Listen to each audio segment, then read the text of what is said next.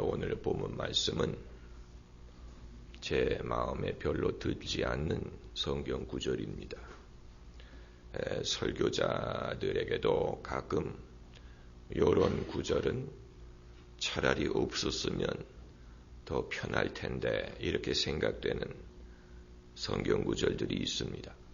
여러분, 우리가 솔직히 생각을 하면 성경에서 잘 믿어지지 않는 구절들과 성경에서 우리 마음에 잘 들지 않는 성경을 제했다고 생각을 하면 성경은 의외로 짧은 책이 될 거라는 사실을 아십니까?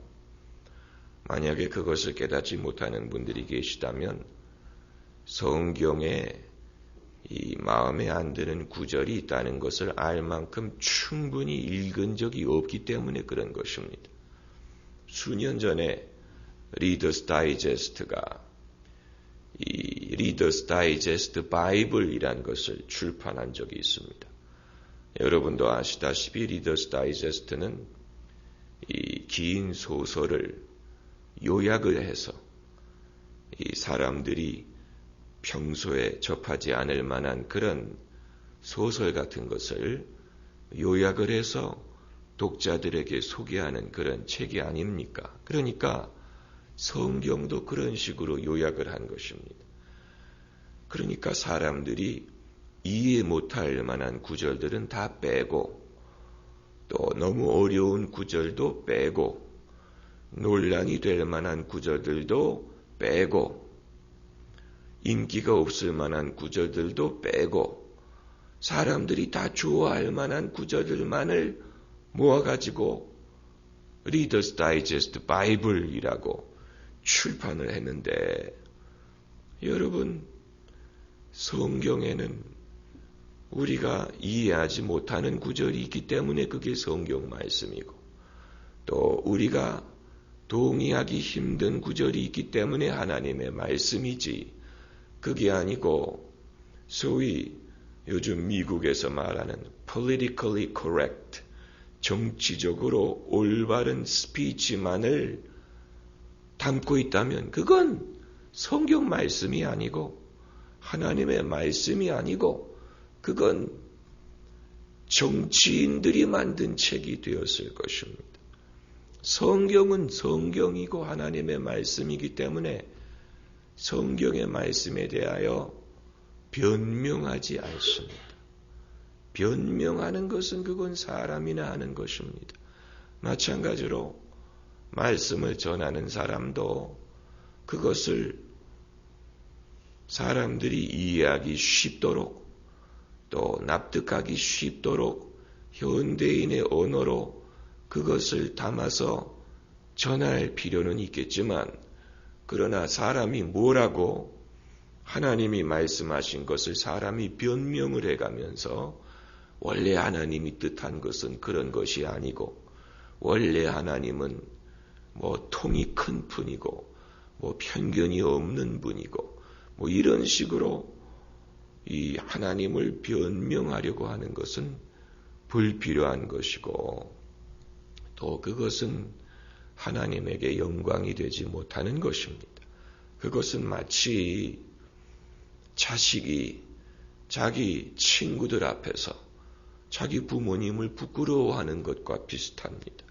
자기 부모님이 학교에 행사에 참여하러 왔는데 자식이 친구들 앞에서 남들은 그 부모님이 세련되고 또 세련된 외모와 옷을 입고 그렇게 오는데 자기 부모님이 창피하니까 친구들 앞에서 우리 집 일하는 아줌마라고 이런 식으로 한다고 하지 않습니까? 얼마나 부모가 보면 괘씸하고 그리고 가슴 아픈 일이죠. 마찬가지로 우리가 예수님을 또 하나님 아버지를 세상에 소개할 때 하나님은 얼마든지 당신을 변론하고 얼마든지 스스로 당신을 사람들 앞에 드러내실 수 있는 분인데 그걸 확신하지 못하기 때문에 사람들이 좋아할 만한 옷을 하나님에게 입혀드려야 된다고 생각을 하는 것은 그것은 하나님에 대한 믿음을 상실한 것이나 마찬가지입니다. 이 펄벅이 지은 대지라는 작품이 있죠. 그 작품이 이제 영화화되는데 수십 년 전에 만든 흑백 영화입니다. 이 중국에서 일어나는 일이 아닙니까? 중국에서 이제 이 주인공의 이름을 잊어버렸어. 그런데 그 주인공이 그 우상에게 옷을 입혀주는 장면이 나옵니다. 우상, 실제로 그게 실화인지는 모르겠는데, 이렇게 우상에게 사람이 종이로 옷을 만들어가지고 우상에게 옷을 입힙니다. 그리고 나서 그 앞에서 복을 빕니다. 여러분, 스스로는 빨개 벗는, 사람이 옷을 입혀주지 않으면 빨개 벗는 신에게 복을 빈다고 무슨 복을 받을 수가 있겠습니까? 생각하면 미련하기 그지없는 것이지요. 예, 물론 그 우상도 사람이 나무 토막을 가지고 조각을 해서 만든 것인데 거기다가 사람이 옷을 만들어 가지고 갖다 입히고 그리고 그 앞에서 복을 비는 것처럼 미련한 일이 어디 있습니까? 여러분, 이 마이크 볼륨 높이지 않아도 됩니다. 제가 목소리가 이렇게 됐다고 호들갑 떨지 마세요. 목사님, 어떡합니까? 어떡하면 뭐 어떡해. 시간이 지나면 낫지요. 감기가 걸리니까 이렇게 되는 것이지 사람이 죽기도 하고 살기도 하는데 이까지 것 가지고 어떡합니까? 어떡하게 뭘 어떡해? 여러분은 감기 걸릴 때가 없습니까? 그리고 그런 일을 보고 마귀의 공격이다. 뭐 이런 식으로 생각하는 것은 그건 본인의 손해입니다. 그런 사상이 얼마나 자신의 자유를 억압하고 미신적으로 생각하고 행동하게 만드는지 모를 겁니다. 사람이 몸이 약해지고 면역력이 약해지고 날씨가 추워서 감기가 든다. 이렇게 심플하게 생각을 하는 게 낫지. 그게 아니고 이게 귀신이 사람을 방해해서 복음을 전하지 못하게 하려고 했다면 벌써 옛날에 성공했을 것입니다. 그런 식으로 생각하는 것은 처음에는 영적인 것으로 보일 수 있지만 그게 올무가 돼가지고 그때부터는 세상의 모든 것이 그런 식으로 보입니다. 세상의 모든 것이 그런 식으로 마귀의 유혹이고 감기만 들리고 기침만 해도 물러가라 이런 식으로 하게 되면 그게 나중에는요 올무가 돼서 본인도 괴롭고 남들도 괴롭고 그렇다고 믿음을 도와주는 것도 아니고 사람을 건강하게 만들어주는 것도 아닙니다.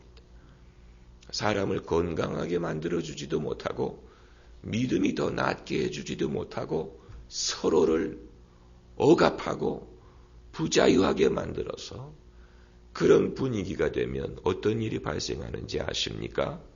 그리스도인이 몸이 아파도 아픈 신용을 못합니다. 왜요? 아프다는 신용을 내면 너 기도가 부족해서 그렇다. 믿음이 없어서 그렇다. 마귀가 너를 공격해서 그렇다. 이렇게 하기 때문에 그때부터는 아파도 아픈 신용을 못합니다. 실제로 그런 사람들 봤습니다. 미국에 그런 식으로 예수 믿는 사람은 병원에 가도 안 되는 것처럼 가르치는 사람들이 있었어요. 저도 그런 교회를 한동안 다녔어요. 그리고 그걸 당연하게 믿었어요. 저도. 그런데 한참 지나고 보니까 웃기는 일이 따로 없더라고.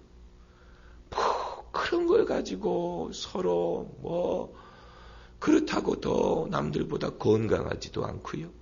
남들보다 더 행복한 것 같지도 않고 그리고 처음에는 그게 믿음이 좋은 것처럼 보이는데 실제로 나중에 보고 나면 그게 남들보다 믿음이 좋은 게 아니고 같은 그리스도인들끼리도 담을 쌓아가지고 자기와 생각이 같지 않은 사람들은 믿음이 나쁘다고 생각하고 영적이지 못하다고 생각하고 교만도 그런 교만이 없더라고요. 제가 그런 것을 가까이서 보고 경험을 했기 때문에 여러분에게 그런 것을 말씀드릴 수가 있는 것입니다. 만약에 제가 그런 것을 가까이에서 접하지 못했다면 저도 거기에 일리가 있나 보다.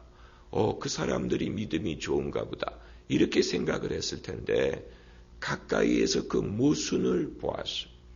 그러니까 그런 분들은 교회에서는 병원에 가는 것은 믿음이 없는 것이고 약을 먹는 것은 믿음이 없는 것이고 병은 반드시 믿음과 기도로만 고쳐야 된다고 생각을 하는 그런 식으로 가르치는 분들이 집에 가면 아스피린에서부터 별의별 약을 다 쌓아놓고 삽니다. 모순과 이 위선이지요. 그러나 본인도 그게 위선이라는 것을 알지만 자기가 교인들을 지금까지 그렇게 가르쳐 왔기 때문에 거기서 벗어나지를 못하는 것입니다. 이제 와서 내가 실수했다고 말할 수가 없으니까. 만약에 그렇게 말할 수 있다면 그건 정말로 겸손한 사람일 것입니다. 그러나 지금까지 교인들을 그런 식으로 키워왔고 가르쳐왔고 또 본인도 그렇게 행하는 것처럼 신용을 했는데 이제 와서 자기도 이런 병 저런 숨은 병이 있고 자기도 병원에 가고 이런 얘기를 할 수가 없는 것이니까 교인들도 위선이고 목회자도 위선이고 그런 식으로 신앙생활을 하는 사람들이 의외로 많습니다. 여러분 예수님 말씀에 진리를 알지니 진리가 너희를 자유케 하리라 하고 했는데 이것은 죄에서 자유하게 하는 것뿐만이 아닙니다.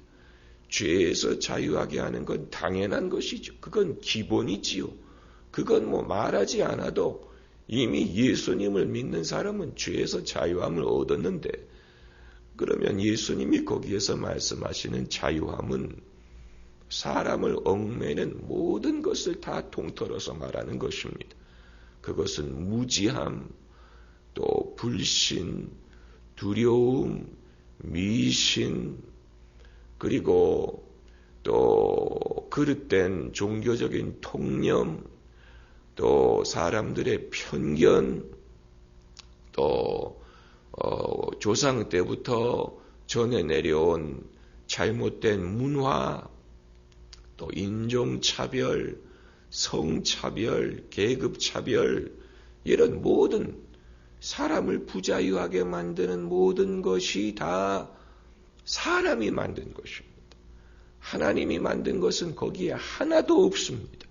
하나님은 인종차별을 만들지 않았는데 사람이 인종차별을 만들고 하나님은 남자와 여자를 차별하지 않는데 사람이 하나님의 이름을 빌어가면서 성차별을 하고 또 하나님은 계급 간의 차별을 하지 않는데 사람이 계급을 만들어가지고 차별을 하고 사람이 만든 것입니다. 이런 모든 것이.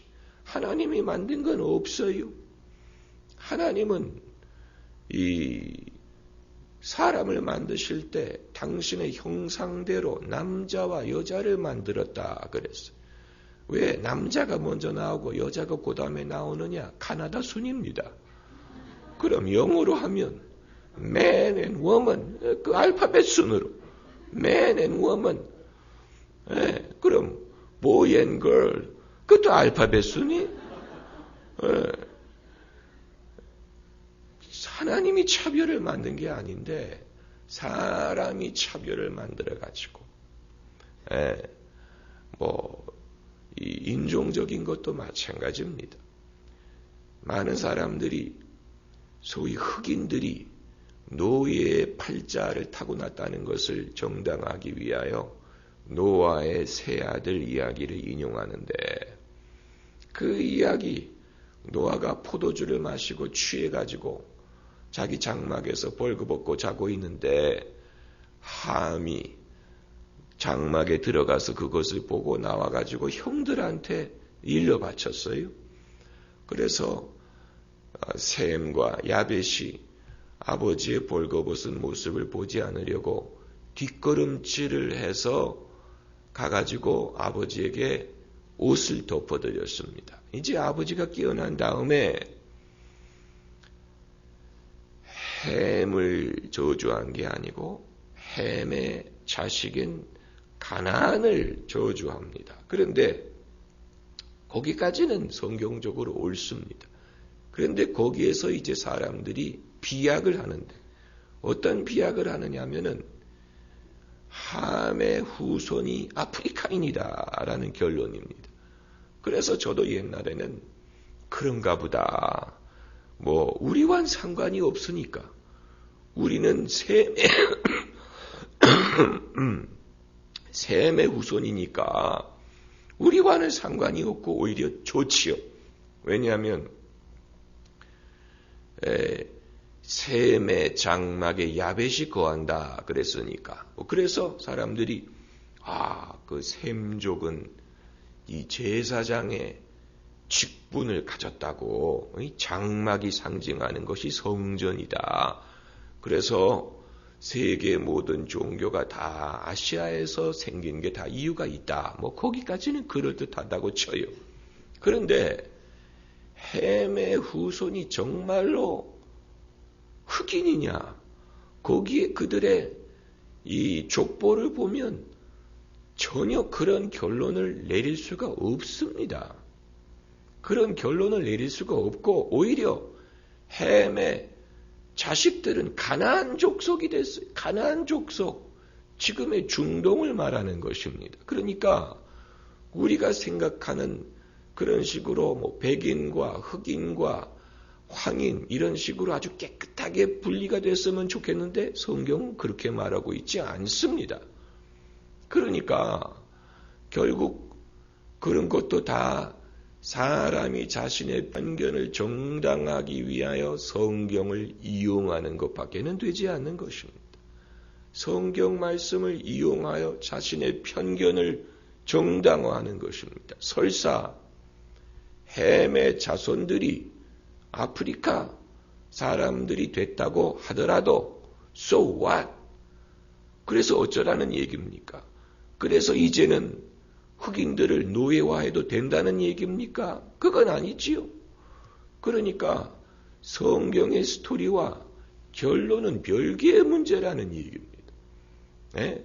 설사 그렇다고 그런 일이 있었다고 하더라도 이제 와서 어떻게 하라는 얘기입니까? 이제 와서 흑인을 뭐 종으로 부리라는 얘기입니까? 뭐 그러면 야벳의 후손들은 뭐 하나님이 그를 뭐 창대케 하리라 이렇게 말했다고. 그럼 이제 와서 백인들을 우리가 숭상하라는 얘기입니까? 안 그렇습니까? 만약에 햄의 자손들이 흑인이라고 결론을 내리고 그들이 종의 팔자라고 한다고 치면 그러면 백인들을 우리가 숭상해야 된다는 얘기가 되는데 그건 아니지 않습니까? 그러니까 하나는 받아들이고 다른 것은 거부할 수 없다면 그 자체가 그 생각 자체 근원에 문제가 있다는 얘기인데 그런데 우리나라에서는 그런 것은 생각하지 않고 강단에서 그것도 대형교회 유명한 목사님들이 강단에서 막 그런 거를 그냥 막 여과 없이 막 설교를 하고 그래 놓고서는 나중에 그 뒷감당을 어떻게 하려고 하는지는 모르겠는데 여러분 요즘에는 인터넷이 있고 또 설교가 TV에 나가고 녹음이 되고 뭐 녹음 테이프로 보존이 되고 그러기 때문에 사실 밖에 돌아서는 안 되는 말은 할 수가 없는 시대입니다. 밖에 유출이 될 모든 것이 다 유출이 된다고 보면 됩니다. 교회 안에서만 가둬놓을 수 있는 말씀이 없어요. 그렇기 때문에 밖에 유출돼서는 안 되는 말이라면 교회 안에서도 하면 안 됩니다. 우리끼리 뭐 한다. 뭐 요즘 시대가 어떤 시대인데 우리끼리가 통합니까? 정보라는 것이 뭐 금방금방 밖에 퍼져나가는 시대인데 그렇기 때문에 그런 식으로 우리가 이 성경 말씀을 가볍게 사람의 생각대로 해석을 하고 가르치는 것은 큰 잘못이 있습니다. 그런데 그렇기 때문에 리더스 다이제스트 성경 요즘에는 그 성경책이 없죠. 아무도 안 삽니다. 그 성경에서 믿어지지 않는 성경 구절을 제외하고 마음에 들지 않는 성경 구절을 제외하기 시작하면 성경은 아마 이렇게 짧아질 겁니다. 거기에 우리의 검열을 문화적이고 우리의 어떤 정서적인 검열을 통과할 수 있는 구절이 몇 구절 되지 않을 것입니다. 전부 다 사랑과 축복에 대한 말씀만 포함했을 것입니다. 거기에 무슨 하나님의 심판이라든가 무슨 죄에 대한 경고라든가 무슨 이런 것은 다 빼버리고 오직 그냥 사랑, 축복, 예수님 안 믿는 사람들도 납득할 수 있는 그런 말씀만 포함을 하고 말 것입니다. 그리고 그런 성경은 사람들이 읽으려고 하지 않을 것입니다. 왜냐하면 이미 고등학교 사회 교과서에 그런 건 다 들어가 있습니다. 도덕 시간에 가르치는 것에 이미 다 들어가 있습니다. 우리가 하나님의 말씀을 읽는 이유는 거기에서 얻을 수 없는 사람이 스스로 생각할 수 없는 하나님만이 말씀하실 수 있는 진리가 있다는 것을 믿기 때문입니다. 할렐루야. 제가 목소리가 이렇다고 여러분도 아멘 소리가 안 들리면 안 돼요. 여러분이 그러기 때문에 솔직한 얘기는 어느 누가 성경 말씀이 꿀처럼 달더라라고 말한 사람을 한번 만나보고 싶어요. 정말 당신에게 이 모든 말씀이 꿀처럼 달더냐고. 나에게는 쓴 구절이 많던데 당신은 어찌된 영문인데 어떻게 이게 자꾸 꿀로만 보이느냐. 여기에 쓴 구절이 많아요. 아주 불편하고 고민하게 만드는 성경 구절들이 많습니다. 안 그렇습니까? 창세기서부터 거슬러 올라가면 그런 거 많습니다. 도대체 하나님이 우주 만물을 6일 만에 만들었다. 그것도 사실 우리가 지혜롭게 받아들여야지. 거기서 하루라는 개념은 지금의 24시간을 말하는 게 아니에요. 왜냐하면 해와 지구가 아직 만들어지기 이전에 하루라는 것은 지구가 자전하는 시간인데 그 기준이 없는 상황에서 첫째 날, 둘째 날 이렇게 나가는 것은 지금의 24시간을 가리키는 것은 아닐 것입니다. 그리고 그런 식으로 우기다 보니까 나중에는 성경을 받아들이고 믿을 수 있을 만한 사람들을 오히려 멀리 물리쳐버리는 효과를 낳습니다. 그러니까 우길 걸 우겨야지. 예수님의 주님 되심과 하나님의 유일하심과 이런 걸 우기는 건 이해를 하겠는데 아주 작은 것, 아주 테크니컬한 문제를 우기기 시작하면 그것 때문에 성경 자체를 거부하게 만드는 결과를 낳습니다. 무슨 말인지 아시겠어요? 우길 걸 우겨야 됩니다. 우리도 아직 잘 이해하지 못하는 것에 대해서 섣불리 우기다간 사람들을 완전히 멀어지게 만들 수가 있습니다. 제가 대학교 다닐 때 룸메이트인 유태인 친구를 전도하겠다고 창세기를 펼쳐놓고 하나님이 사람을 창조하실 때 우리의 형상대로 하는 사람을 만들자 하는 그 구절을 딱 읽어주고 이제 내가 너를 잡았다 이런 생각으로 여기에 우리라고 복수가 나와 있지 않느냐. 거 봐라. 여기에 벌써 삼위일체에 대한 언급이 있지 않느냐. 저는 유태인 친구를 완전히 잡는 줄로 알았어요. 그랬더니 그 친구가 대답하기를 여기에서 우리라는 것은 왕이 자신의 왕권을 일컬을 때 사용하는 그런 복수를 뜻하는 거다. 이렇게 대답을 하다. 그래서 저는 뭐라고 대답할지 몰라가지고 입만 쩝쩝 다시고 이놈이 믿음이 없어서 그렇다 그랬는데 오히려 그것이 그 친구와 저를 완전히 신앙에 대해서는 더 이상 대화할 수 없는 상황을 만드는 것입니다. 그러니까 누구의 손해입니까? 제 손해지. 그런 식으로 적대시해 놨으니까 그 다음부터는 전혀 신앙에 대해서 대화할 길이 없는 것입니다. 우리가 이런 실수를 얼마나 자주 저지른지 몰라요. 그러니까 우길 걸 우겨야지. 섣부른 걸 가지고 막 해가지고 사람들하고 다투고 논쟁을 일으키고 그래가지고 사람의 마음을 상하게 하고 대화의 문을 닫게 만들고 그래가지고 전도의 문이 열리지 않습니다. 절대로 그런 식으로 해서 그 전도의 문이 열리지 않습니다. 오히려 그것은 전도의 문을 닫아버립니다. 그런 식으로 해서 기독교로부터 멀어지는 사람이 얼마나 많은지 몰라요. 얼마나 많은지 몰라요. 그러니까 사실 설교하는 저도 참 조심해야 된다는 얘기입니다. 어렵게 교회를 누가 찾아왔는데 제가 말도 안 되는 얘기를 우겨가지고 그런 얘기하는 교회는 다시는 가고 싶지 않다 그래가지고 다시는 교회를 안 오게 만든다면 그건 누구의 잘못입니까? 그 사람이 구원받지 못한다면 그건 누구의 잘못이 되겠습니까? 우리가 깊이 생각해야 되는 문제예요.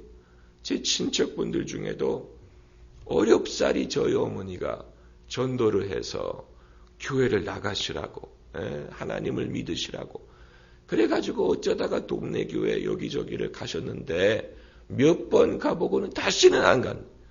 왜 안 가시냐고 물어보니까 그러니까 구체적인 이해는 못 들으시는데 교회에 가서 들은 얘기가 전혀 상식적으로 받아들일 수 없는 그런 얘기를 하더라는 것입니다. 그래서 그때부터 질려가지고 다시는 교회를 안 나가는 그런 친척분들을 제가 봤어요. 얼마나 안타까운지 몰라요. 얼마나 안타까운지 모릅니다. 사람을 교회를 나가지 않던 안 믿는 사람을 설득하고 그래가지고 교회를 어떻게 나가게 하는 게 얼마나 힘든 일인데 그런데 나가게 했으면 그때부터는 교회가 그 사람을 붙들어줘야 되는데 교회가 그 일을 못하고 오히려 멀어지게 만들면 어떻게 합니까? 사실 그런 이유로 전도로부터 멀어지는 사람들이 얼마나 많은지 모릅니다. 아마 그것도 본인의 팔자일지도 몰라요. 하나님이 예정하셨으면 지나가다가 전도하는 사람의 말을 듣고도 은혜를 받고 교회를 나갈 수도 있겠지요. 정말 구원받기로 예정된 사람은 누가 길에 갈 때 던지는 말을 듣고도 믿음을 가질 수가 있고 또 구원받도록 예정이 안 된 사람은 모태신앙으로 태어나고 일평생 교회를 다녔어도 나중에 하나님 없다, 예수님 없다 이렇게 부인할 수도 있겠지요. 그러나 글쎄요, 거기에 대해서는 저도 그 궁극적인 대답을 갖고 있지 않습니다. 그런데 이제 오늘 말씀, 이제 앞으로 이 신명기 계속해서 먹는 것에 대한 규례가 나옵니다. 음식에 대한 규례가 나와요. 어떤 것은 먹어도 되고 어떤 것은 먹지 말라. 이런 규례가 계속해서 나옵니다. 만약에 우리는 신약 시대에 살고 있기 때문에 이런 율법에 매이지 않고 우리는 모든 것을 먹어도 된다. 그러므로 이 모든 구절들은 폐지됐다 하고 건너뛰게 되면 신명기를 다 건너뛰어야 됩니다. 신명기를 다 건너뛸 수밖에 없는 그런 문제에 봉착하게 됩니다. 그러면 우리가 지금 신명기 강해 설교를 하고 있는데 이 강해 설교가 성립이 될 수 없는 그런 직접적인 문제가 있는 것뿐만이 아니고 나아가서 그럼 구약 성경이 우리에게 어떤 의미를 가지고 있느냐 하는 신학적인 문제에 봉착하게 되는 것입니다. 그러면 우리가 신약은 그냥 무시해버리고 구약은 무시해버리고 신약만 읽어야 되는 것이 아니냐. 그러나 그렇지 않습니다. 그건 아니에요. 우리가 옛 언약이 아니고 새 언약의 수혜자가 됐고 예수님의 맺으신 언약은 새로운 언약인 것은 분명합니다. 그러나 예수님에게 있어서 성경은 구약 성경이었어요. 그때는 아직 신약이 없었습니다. 예수님은 구약을 읽으시고 구약을 공부하고 가르치시고 구약의 말씀이 한 점 한 획도 없어지지 않고 다 이루리라고 말씀하시고 이 율법 하나라도 그것을 가르치지 않고 지키지 않는 자는 천국에서 작은 자라 일컬음을 받을 것이다 라고 말씀하셨어요. 내가 율법을 폐하려 왔다고 생각하지 말라. 폐하러 온 게 아니고 이루려 왔다고 말씀하셨습니다. 그렇기 때문에 예수님을 우리가 믿는다고 해서 예수님을 통하여 영생을 얻는다고 해서 이 구약의 말씀이 폐지된 거라고 생각하면 큰 오해고 그건 우리의 신앙에 큰 마이너스가 됩니다. 그러면 예수님은 모든 음식이 깨끗하다라고 선포를 하셨고 구약에서는 어떤 음식을 먹지 말라 또 음식을 먹는 그 방법에 대해서 많은 규례가 있는데 이것은 도대체 어떻게 된 영문이고 어떻게 그것을 우리가 받아들여야 되느냐. 여러분 하나님이 다 이유가 있기 때문에 이런 말씀을 주신 것입니다. 그것을 우리가 믿어요. 그건 하나님에 대한 기본적인 신뢰입니다. 하나님이 다 이유가 있어서 이런 말씀을 하신 것입니다. 여러분 우리가 문명이 발달할수록 음식 문화가 위생적이고 합리적입니다. 반대로 미개한 문명일수록 아무거나 먹고 아무렇게나 먹습니다. 이거 좀 미안한 얘기지만 중국 사람들은 아무거나 먹습니다. 안 먹는 게 없습니다. 어떤 경우에는 물론 한국에 들어와 있는 중국집은 그렇지 않습니다. 당연하죠. 그러나 중국에 가면 이게 뭔지 설명하지 못하는 것들이 많다고 합니다. 그래서 제가 중국 사람들 욕하기 위해서 말씀드리는 게 아니에요. 사실이 그러니까. 그래서 70년대 이 레이건 대통령이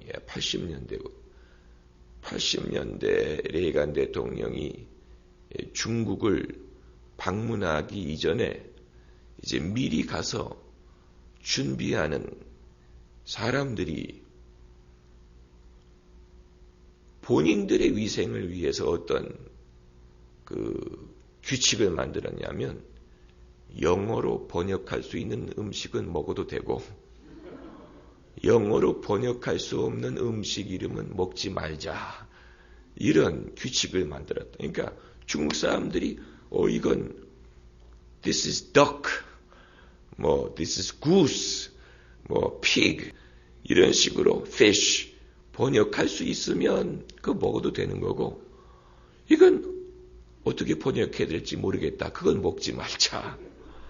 그런데 발전한 문명일수록 위생적인 음식 문화가 발달했습니다. 위생적인 요즘에 웰빙을 강조하면서 적어도 암을 예방하기 위해서는 3가지 음식을 피해야 된다 그러잖아요. 탄 음식, 상한 음식, 오래된 음식. 그 3가지를 먹지 말라고 하지 않습니까? 탄 음식, 상한 음식, 오래된 음식. 당연하지요. 그러나 그건 냉장고가 만들어진 요 몇십 년에만 가능한 것이고 그 이전에는 모든 사람들은 오래된 음식을 먹을 수밖에 없었어요. 왜냐하면 음식을 보존한다는 것은 불가능하니까.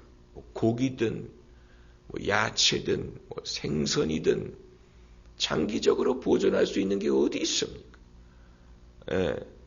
그래서 배를 타는 사람들은 온갖 질병에 시달렸다고 하지 않습니까? 음식이 전부 다 상하고 오래된 썩고 그러나 그걸 안 먹을 수는 없고 그걸 먹어야 되고 사람들이 배탈이 나고 비타민 부족이고 그러니까 거기에서 이제 모든 병이 생기는 것인데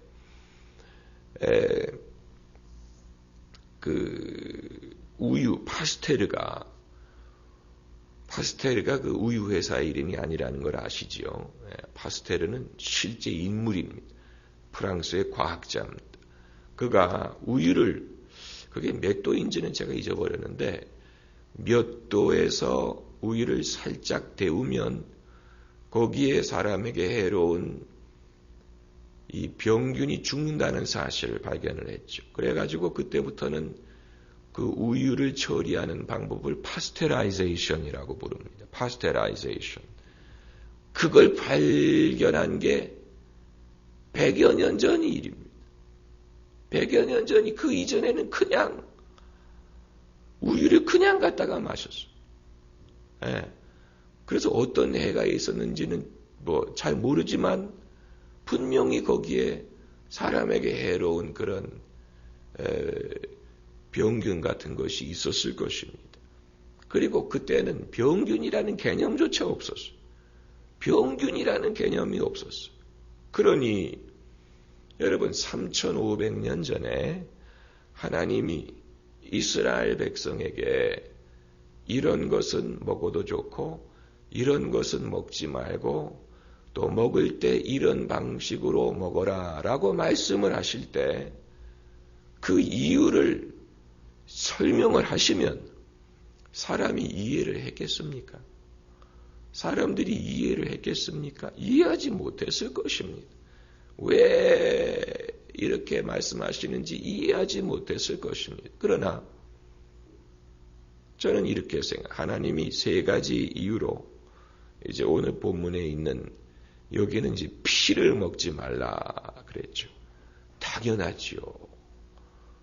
여러분 중에 혹시 피가 몸에 좋다고 피를 그냥 생피를 들이키는 분은 없으시기를 바랍니다.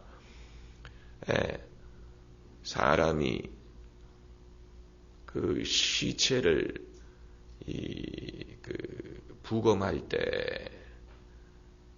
손에는 장갑을 끼고 입에는 마스크를 하고 혹이라도 그 피가 자기 몸에 접할까봐 최대한으로 보호 장비를 하고 그리고 부검을 합니다. 왜냐하면 그 사람이 간염균이 있을지 에이즈 바이러스가 있을지 어떻게 합니까? 그렇기 때문에 최악을 전제하고 절대로 그런 그 피가 사람에게 접하지 않도록 손에는 고무장갑을 끼고 마스크를 하고 그리고 부검 사람 피 속에도 뭐가 들어있는지 모른다는 것입니다. 그런데 짐승의 피를 그대로 마셔요. 실제로 정치인 중에 머리가 허연 분들 요즘에는 다 염색을 해서 모르지만 한때는 머리가 허연 파들이 있었어요. 과거 대통령을 비롯해서 그 핵심 인물들이 전부 다 머리가 허였어요. 그래서 왜 그러느냐 그 이론 중에 하나가 이분들이 등산을 가가지고 몸에 좋다고 사슴피를 마셨다는 거예요. 사슴피를 마신 결과로 머리가 허옇게 됐다는 그런 이론이 있는데 아유 무식해서 이거 알아야지. 저도 아는 걸 왜 여러분은 모릅니까? 과거에 대통령 했던 분이 머리가 허였는데 대통령이 당선된 다음부터 염색을 해서 이제 허연 걸 모르지만 그 주변 인물들이 다 머리가 허였어요. 그 이유가 같이 산악회를 만들어가지고 산에 올라가서 이 생피를 마셨기 때문에 그렇다는 이유가 있는데 교회 장로라는 분이 그렇게 피를 좋아했어요. 성경을 읽으면 피를 마시지 말라는 구절이 아마 무식해서 안 읽어봤을 거예요. 무식해서 안 읽어봤을 거예요. 그러나 유대인들은 지금까지 이 성경 구절을 바탕으로 도살할 때 따로 도살을 합니다. 그래서 고기에다가 이것은 유대인의 율법에 따라서 도살한 고기라는 그런 확인을 한 고기만을 먹습니다. 그게 바로 여기에서 짐승을 잡을 때 그 자리에서 피를 쏟아낸 방식으로 도살한 것을 말합니다. 그러니까 피가 고기 속에 그냥 그대로 있는 채로 올려가지고 그걸 가지고 와서 스테이크를 구우니까 그러니까 물어보는 거 아닙니까? 레어로 할까요? 미디엄으로 할까요? 그게 레어로 하면 그냥 고기만 레어로 와야지 왜 거기 흥건히 피가 나옵니까? 그건 고기 속에 피가 들어가 있었기 때문에 그런 것입니다. 도살할 때 고기 속에 피를 쏟지 않고 그대로 올렸기 때문에 그런 것입니다. 유태인들은 그런 고기를 먹지 않습니다. 그럼 지금부터는 웰던만을 먹어야 되느냐 그걸 말씀드리는 건 아니지만 이게 다 이유가 있는 것입니다. 다만 이제 하나님이 이 먹는 것에 대한 규례를 하신 이유가 세 가지라고 보는데 첫째는 위생에 대한 이유예요. 두 번째는 이 영적인 상징적인 이유입니다. 그리고 세 번째는 이방인들의 악한 문화로부터 차별하기 위한 것입니다. 이 세 가지를 염두에 두고 하나님이 명하신 것이라고 생각이 됩니다. 아마 가장 큰 이유는 위생일 것입니다. 그리고 두 번째는 영적인 상징적인 그러니까 부정한 짐승, 정결한 짐승 이런 식으로 도덕적인 분류를 하는 것은 잘 들으셔야 됩니다. 그 짐승 자체가 도덕적이고 부도덕하기 때문이 아닙니다. 소는 도덕적인 동물이고 돼지는 부도덕한 동물이기 때문에 그렇게 한 게 아니고 이건 상징적인 의미를 가지고 이건 사람에 대한 언급입니다. 짐승에 대한 언급이 아니고 사람의 도덕적인 정결함에 대해서 말씀을 하시기 위해서 그런 어떤 상징적인 차별을 하신 것이고 세 번째가 이방인들의 문화, 이방인들의 이 죄악되고 또 우상 또 이런 그 아주 더러운 추한 문화로부터 이스라엘 백성들을 차별하기 위하여 그렇게 말씀하신 거라고 봅니다. 그 중에 하나가 예컨대 문신에 대한 규례입니다. 문신. 요즘에는 미용용으로 문신을 하지요. 그리고 범죄자들이 문신을 하고 멋있으라고 문신을 하고 성경에 이방인들이나 문신을 했습니다. 그래서 너희는 이방인들처럼 자기 몸을 베지 말고 또 눈썹 사이 털을 밀지 말라. 이제 그 이방인들이 몸을 벤 것은 자기 몸에 문신을 새긴 것입니다. 실제로 문신은 사람의 몸을 칼로 이렇게 조금씩 피를 내가면서 하는 것입니다. 아주 흉하고 전혀 미용적이지 않은 행위입니다. 여러분 혹시라도 누가 멋으로 허리에다가 문신하자 그러면 쫓아가지 마세요. 문신하다가 병 옮고요, 간염 옮고, 에이즈 옮고, 또 문신하면 나중에 지우지도 못하고, 또 이방인들이 우상에게 예배 드릴 때 몸에다가 우상을 새기고 그랬어요. 요즘에는 주로 범죄자들이 몸에다가 문신을 하죠. 그런데 다만 하나님은 합리적인 이유로 하신 말씀을 사람들이 비합리적으로 받아들였을 수는 있습니다. 그래서 예컨대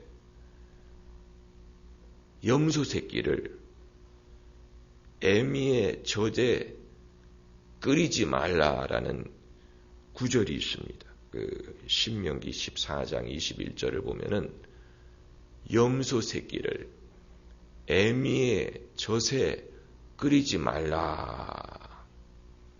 왜 하나님이 그런 명령을 하셨게요? 에? 잔인한 행위니까. 새끼를 잡아먹는 건 어떻게 할 수 없다고 하더라도 그 새끼를 어미의 젖에 끓여요?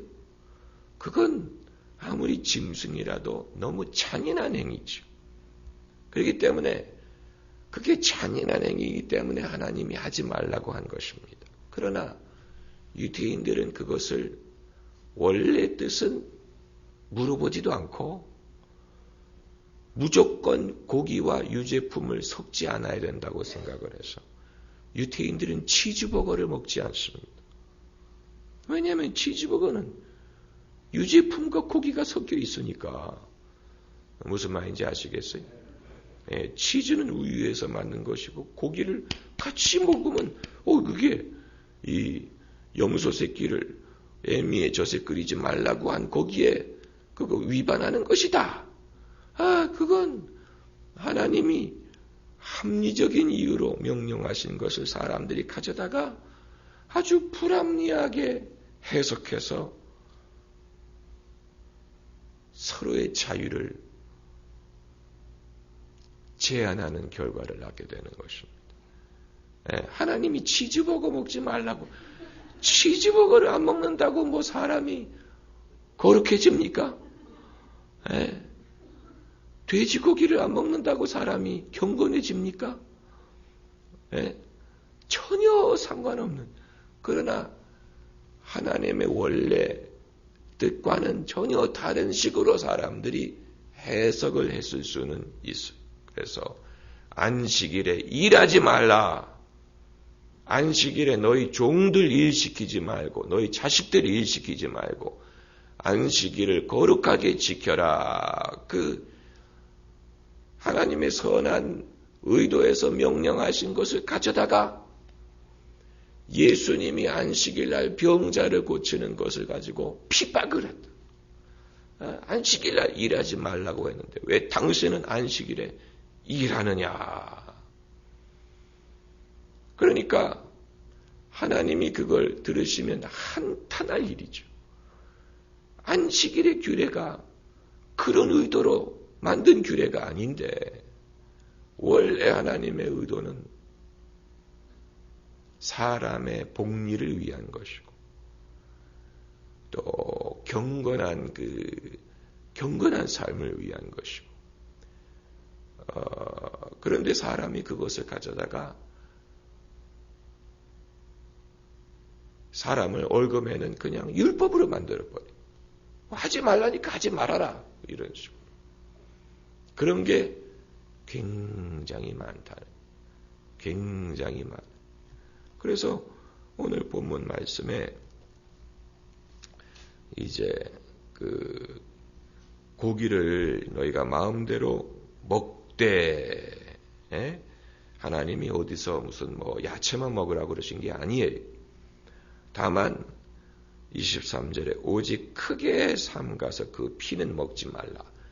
피를 하나님이 경계하시는 이유는 피에는 뭐가 들어있다 그랬어요.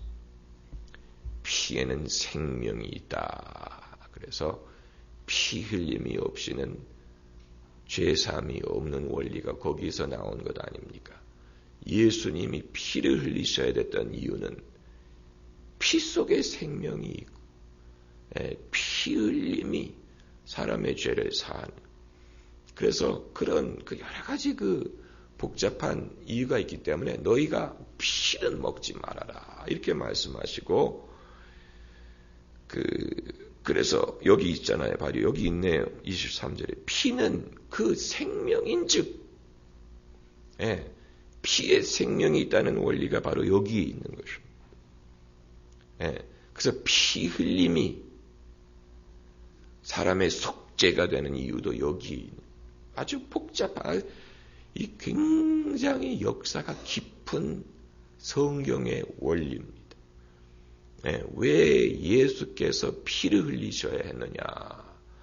왜 예수님의 보혈로 우리가 속죄함을 얻느냐? 그 원리가 아주 오래전부터 거슬러 올라가고, 오래전부터 거슬러 올라가고, 이제 그 아벨의 피까지 거슬러 올라가죠. 아벨의 피가 말하느니라, 부르짖느니라, 이런 말까지 나오고 그러는데, 그래서 그것을 생명은 먹지 말라는 그런 뜻으로 보입니다. 생명을 너희가 먹지 말라.